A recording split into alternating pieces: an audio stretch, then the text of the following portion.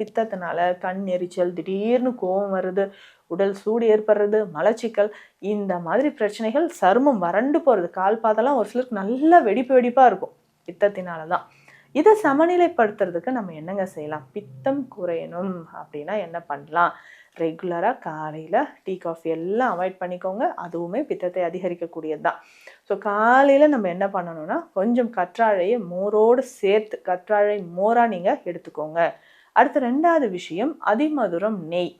இந்த அதிமதுரம் நெய் அப்படின்னு சொல்கிறது அதிகரித்த பித்தத்தை நமக்கு குறைக்கக்கூடியது. ஸோ உடலில் நமக்கு கல்லீரலை பலப்படுத்த இந்த நெய் மருந்துகளில் அதிமதுரம் நெய் ரொம்ப சிறந்தது.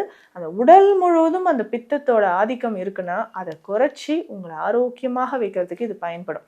ஒரு சிலர் பார்த்தீங்கன்னா பித்தம் அதிகமாக இருந்துச்சுன்னா ரொம்ப ஒல்லியாக இருப்பாங்க, உடல் எடை அதிகரிக்கவே செய்யாது, ஒல்லியாகவே இருப்பாங்க, சாப்பிட்ட உணவு எங்கே போகுதுன்னே தெரில அப்படின்னு சொல்லுவாங்க.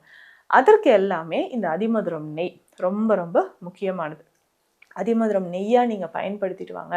ஸோ காலையில் ஒரு 20 ml, மாலை ஒரு 20 ml நீங்கள் எடுத்துக்கலாம். இல்லை ஒரு நாளைக்கு ஒரு வேளை அதிமதுரம் நெய் நீங்கள் பயன்படுத்தும் பொழுதும் உடலில் இருக்கக்கூடிய பித்தம் சமநிலையில் வரும்.